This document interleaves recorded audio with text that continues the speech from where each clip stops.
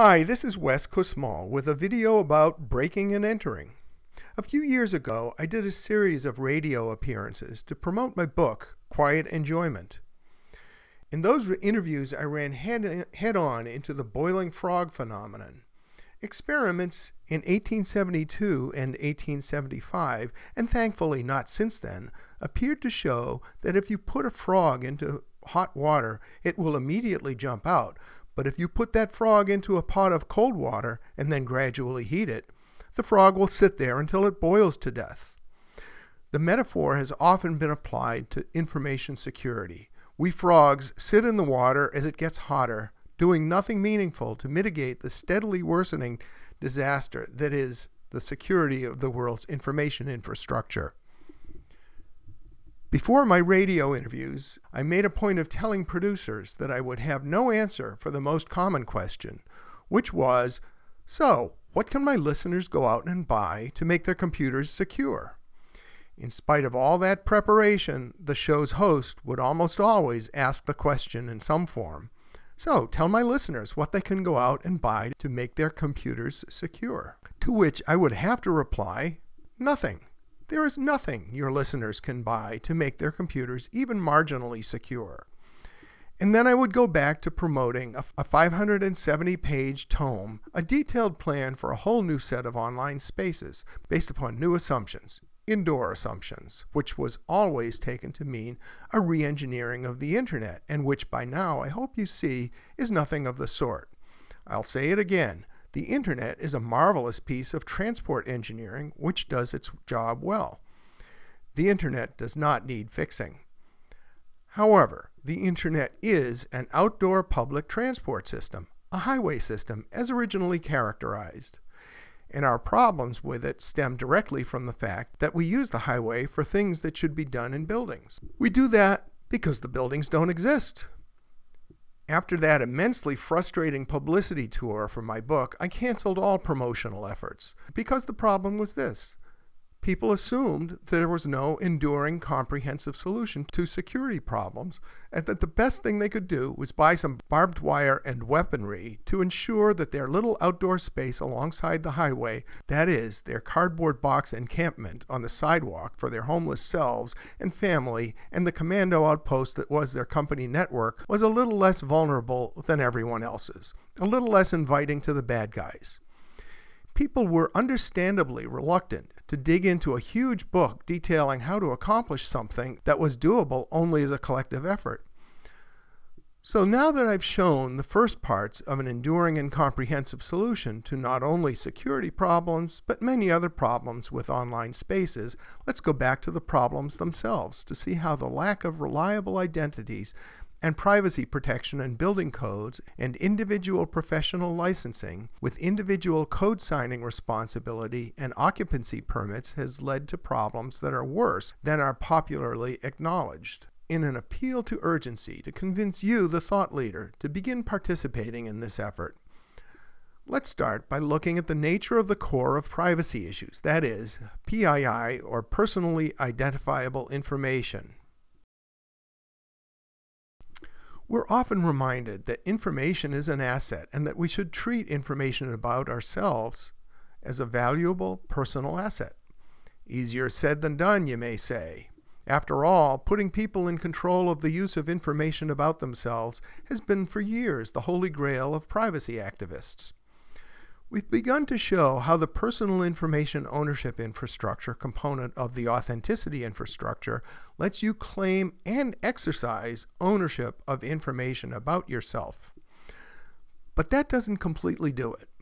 There's another massive threat to personal privacy that the personal information ownership infrastructure must address.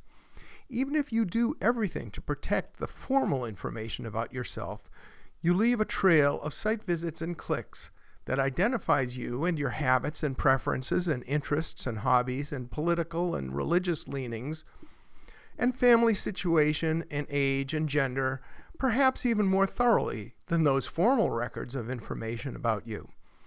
All that information is rounded up and shared by the cookie clubs, informal networks of marketers and others who know that the trail of finger steps you leave behind, along with those of billions of other people, is like gold to those with the skills to dig it out.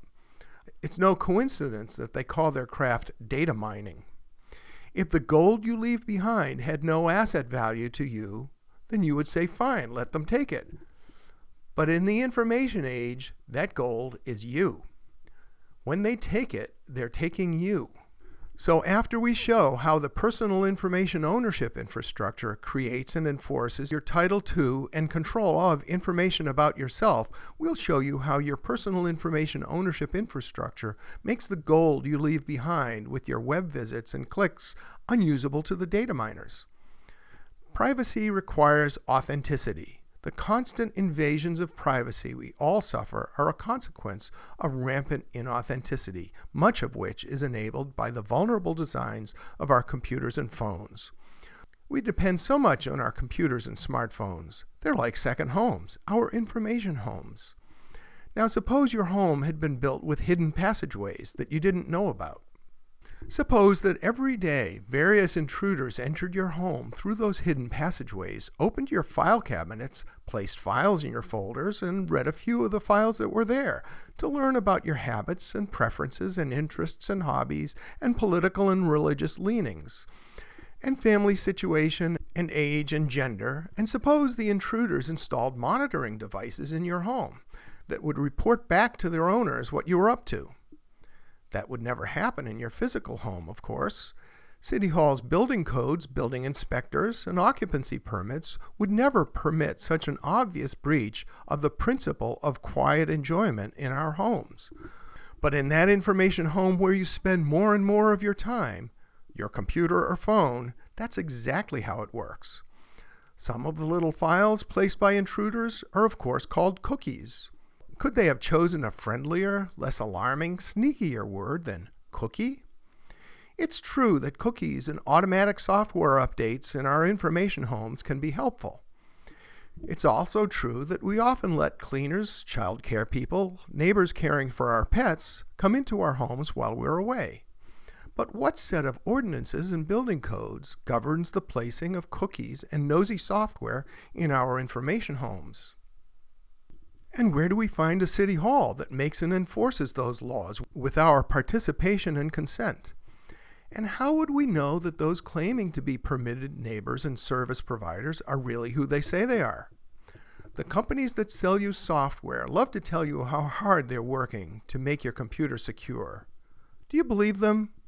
Remember how long it took security software companies to put spyware prevention in the antivirus software products that they sold to us? The reason was simple. Software vendors and marketers and companies in general were and are intruding on your information home in pretty much the same manner that criminals do. Preventing spyware would mean preventing themselves from spying on you. The quote, respectable companies help themselves to your personal property, that is, your information. Think that's an exaggeration? Then tune in to the video entitled Burglarizing Your Home of home burglary that is even more insidious than that. Burglary that is perpetrated by supposedly respectable companies.